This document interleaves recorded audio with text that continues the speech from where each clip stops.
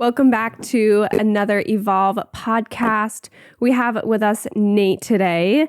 Nate, how are you doing? Good. How are you? Good. Yeah. Where are you located right now again? Right now I'm in Hollywood, East Hollywood in Los Angeles. Nice. Just in a tiny, dark room where I spend most of my days. Nice. Well, I've never been to LA, so I would gladly switch at some point. It's nice. We don't get as much of the seasons. I do miss the colors and the snow, but just a light jacket all year round. So yeah, can't beat that. So tell us a little bit about yourself and what you do right now. I'm in color correction. I work for a post-production company. We mostly specialize in advertising. I'm the lead color assist over there. And then as much of my time as I can, I also spend like acting as a colorist too on any projects that I can pick up. There's sort of a trajectory to this career as I've seen it, where you work with senior colorists, you learn from them, and then you pick up your own projects, and then you either mess them up horribly and get feedback, and just hope to improve and take on more and more and build up a base of people you work with. Color is kind of it's usually not quite, but usually the last step in the post-production process for video, if it gets done. There's some kind of projects that would need it. But the idea is the editor has done all their work. They've chosen the shots, they've ordered them, they've timed them, and then that project gets transferred over to us, and then we rebuild it in our system, and then we go through shot by shot and change the colors. So we have the panels that are covered in dials and switches, but the most important thing is you got these 3 track balls and then 3 wheels, and those control your shadows, your midtones, and your highlights, and you can control each of those separately: the hue of each, the how distant they are from each other, so you can work the contrast. So it's a combination of managing your light and then managing the actual hues of the colors, and both are equally important to the process. We're trying to find really as nice of an image as you can get out of whatever was captured by the camera. Mm-hmm. Yeah, that's really neat, and it sounds very, very detailed work for sure. It is. It's also it's weirdly fast. Editing may take weeks on a commercial, on a 30-60 second commercial, but we would do that in say a day. So it's high turnaround, high at least this is in the advertising world. A movie you might take 3-4 weeks on. We stick our noses up to the screen. We look at every little bit of separation. You're trying to get a clean image. You want something with a little bit of style. And then working with the client to figure out what direction they want to go in. You work in a pretty niche field. How did you get your start doing what you do now? I kind of literally wandered into it. I was in college for liberal arts, but it was I studied studio art as my major, and I found they had this pretty new digital arts program as a minor, and that kind of struck me. That was because the studio art stuff was really interesting. I was a photography focus, so I loved the process in the lab and the chemicals, and just the smell of that room was something I miss every day still. But it wasn't I didn't see myself really going into art proper as or just a fine arts kind of thing. So digital arts seemed to me as something that was a little bit more applicable.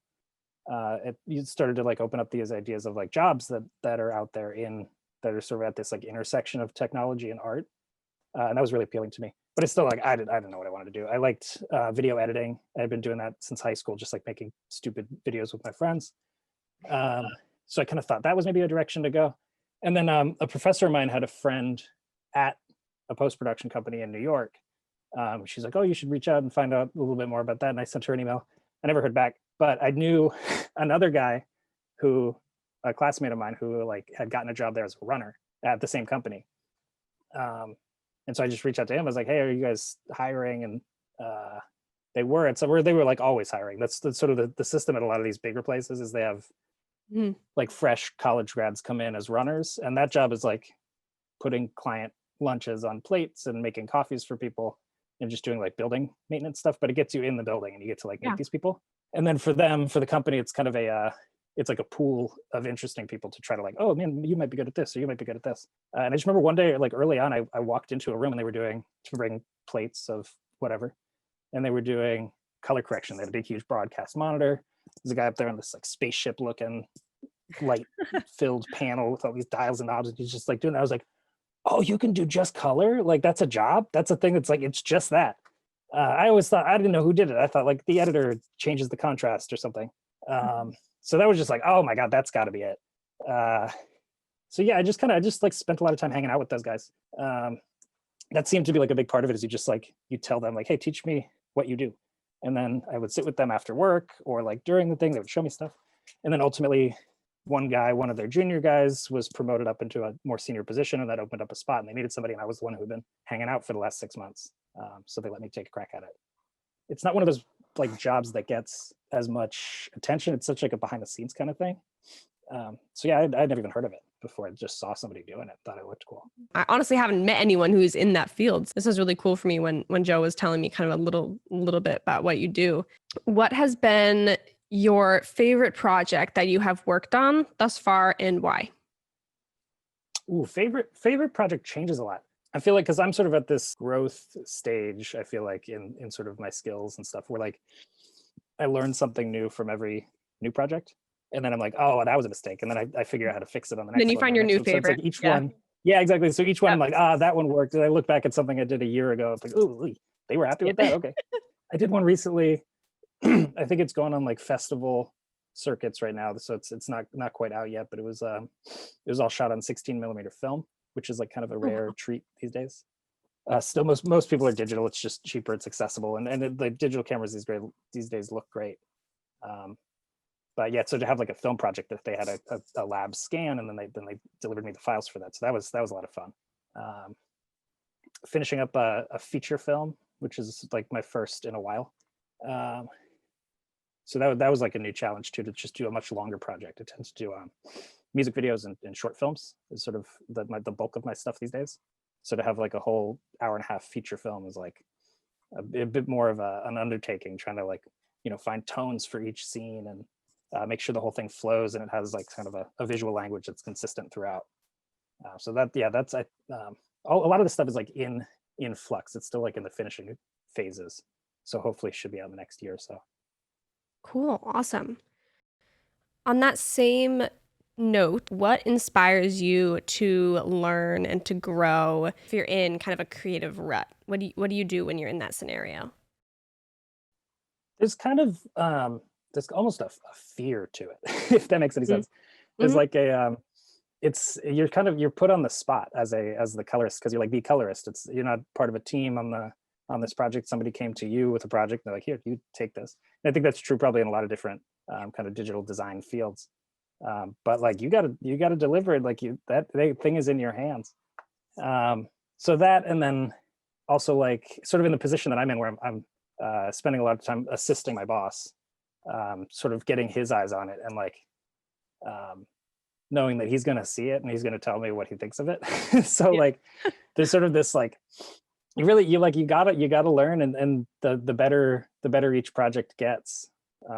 Hopefully the more somebody might see that and then come to you for another project. So it's like every project is its own calling card for something else. Every piece of footage that you get is like a new challenge. So you're working with like whatever light that they had available, or whatever cameras, or whatever. Sometimes there's limitations on set. They were just like, the power went out that day, so we shot everything with natural light coming in through the window. How can we make that look? So you kind of you're rolling with it a lot. It's hard to like plan too far ahead into a project until you get your hands on it. So that's a big part of how you find the look. It's a lot of times it's not about like having a style in terms of coloring. It's like finding what that image has to offer, finding what you can pull out of it. Yeah. What does this image want to be, is kind of the question we ask ourselves a lot. So it's like that's a bit of the creative process that goes into it. You're like, oh, let me just like work it a little bit and see where it wants to go. Like what looks nice. I imagine there's no like right and wrong per se, especially when you just mentioned that. I know in some fields there is something that is very right and very wrong, but I imagine with what you do, there is that room for creativity. Or is there, like, do you have creative freedom to like color and like do your job as you wish, or is there a point or an outcome that you need to really meet? Like, is there flexibility, I guess is what I'm asking. There's a lot of subjectivity, and there are like certain things that you probably wouldn't want to do, but like until somebody does it and it looks cool, yeah, why not? A lot of it is like it's a collaboration too. So like what maybe the most wrong you could be is something that your client hates. That the director of your film is like, that is not right. Back to the So go. but it's still it's Mhm. between the two of you, or the you and the director and the DP, or whoever's involved in the process. It sort of varies per project. But yeah, I mean, there's no like real hard set rules, I don't think. There's certain things you want to avoid, and sort of like guidelines of like generally how to, don't you probably shouldn't like let your highlights go totally white and Yeah. completely clip them, or your shadows go completely black, you can't see anything. But other than that, it's just like whatever feels right for the footage, and it's as a collaborative effort between you and the people who made this film, who shot this film. You're trying to like together find what works. What has been the biggest lesson or lessons that you have learned in your career, and what did you wish that you knew before you started and before going into what you do? I think a big part is just to like dig in and do it, like whether or not it's going to be perfect. Because I was when I was just starting out, like I was doing stuff that I was like in way over my head. But it was with people who were flexible in that way, and like kind of we all knew we were like um, working with other people my age who are also coming up in different fields. Like a roommate of mine was a cinematographer, so he was working the camera. He was learning how to do that stuff. So then we would work together on things and like figure it out together. And so it was this like low pressure kind of way of just making stuff. You finish the project, it's done, it's out the door. It's not my baby. I'm not going to like obsess over it. You learn from it, and then you bring those lessons into the next one. So yeah, just to do it, just get your hands on a lot of stuff. That was a big lesson for me, I think, because at first I was like hesitant, like, oh, maybe I shouldn't take anything on before I like really learn what I'm doing. Yeah. They were, like it's sort of low pressure sort of projects, so like there's only so wrong it could go. I think when you're starting Um, out there is fear that you're going to take on so much and you get overwhelmed. I know for me, like I don't want to take on so much and get overwhelmed. And actually, the content and the topic and that field like is interesting, but I'm just in like I feel like I'm in too deep. I think there is definitely that balance of like just explore, just dive in and see and be flexible and kind of know that like you're starting out and it's that yeah, exploration because I phase. think you're always going to learn something from it.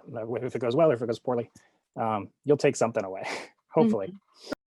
Great. Could you give us some tools and resources and advice that would be helpful for young adults who are interested in this field? The biggest thing that I tell everybody, there's this software. It's called DaVinci Resolve, and it is completely free. I mean, there's a pro version that if you want to do higher resolutions, or it's got extra features and stuff. But like it's one of two major color correction softwares that everybody uses. We're on a different platform here, but Resolve is just this super robust like editing tool. You can edit a film, you can color a film, and it's just free. And then like I mean, I'd say most color houses use it professionally. They've got the higher end version. But if you can just get your hands on that and like play around with stuff, shoot some stuff on your phone, or like find a friend who has a film, or just dig into it. Why not? All you need is a computer that can run it, which I think like most do. You can get it going on a laptop. In terms of like resources, I'm sure there are a lot of tutorials and things online. There's a lot of culture around like, oh, what LUTs do I use? And LUTs they're basically like preset. They're kind of like filters. It's a conversion table for moving all the colors of one image into like a different. They're like mapped differently. Mhm. So it's a quick way of applying looks and stuff. I would say avoid those, especially anything that you download online. They're like quick tools for like getting there. They're great for like great for certain things, but as you're getting into like trying to grade by hand, they can be kind of a shortcut and kind of get in your way. Mhm. Yeah. So I'd say watch out for that, because there's a ton of stuff on YouTube that like, oh yeah, check out our color grading LUT pack, and just Like skip our it. quick one step Um, everything. yeah, no, it doesn't Yeah. work. You'll try, you'll stick Yeah. it on your footage, it won't look good. So we use them. We use LUTs every day. It's an important tool, but like kind of knowing how to use it and what kind is a step. So it's better just to like when you're starting out, learn by hand. But I think it's one of these things that a lot of it is learning by doing and like being around people Yeah, who totally. do it well. And so for me, like I think a good not the way I kind of wandered into it was the best, but like starting at just like a very entry level kind of job, just like as a runner, doing, it was very non-creative, that role. But like getting in and getting to meet the people was I think a big step in the right direction. Yeah, like starting small, and then surrounding yourself with talented people, I think is a huge step. There was a point where, but just I was in New York for so long, and I'd like built up all these relationships there and had all these friends that I worked with, and then we were looking to move out to LA. And I was talking to a colorist there, and I was asking for his advice. Like I was like, oh, should I, where should I work? And like, what do you think I should do? He said, whatever you do, just surround yourself with the best people. Like if you really want to improve yourself, go to the place that has like the best work coming out of it, with the most talented people. Even if you feel like you might be able to get a better role at a different kind of company, if you don't like their work, if you don't feel like that's something that you could grow from, that's not the place to be. Like take the smaller role with the better people around you. And I took that advice, and so now I'm like, I've got this like super talented minds around me who like you feel like you got to impress them every day. And then and then just seeing their work, and then we get to poke through their work. I can like see as I'm setting up renders for a client, I can go through, okay, so he went here and he did this here. And you sort of get into their mind, you pick their brain, you're like, why did you do that? And he'll sort of explain why he was thinking that way. It's a great way to learn, just to like be around it and be hands-on with somebody who really, really knows what they're doing. We've talked about in the podcast before with people where it's so important to surround yourself with a community of creative people and people who are better than you in their skill and in their craft. I think it's so important. And it's always in that stage of like, where are you learning? Like, are you pushing yourself? Like if I'm comfortable, then growing. Like I have to kind of like be on that edge. Like it might make me anxious. It might like make me uncomfortable. I'm getting better. It really does help you to kind of expand your perspective and your mindset and grow where you need to be, for sure. Yeah, I think you never want to be in a position where you feel like you're the best in the room. Yeah, absolutely. Because then you're like, where can you learn from there? That's great advice. As we wrap up here, where can people find you if they want to connect? I just have an Instagram, nate.color. Perfect. Well, thank you so much for sitting down and talking with me. This was really informative for me as someone who pretty much knows nothing about this field. This was really, really interesting for me. I thank you for sitting down with us. This was great. Oh, thank you so much for having me. This is a blast. No problem.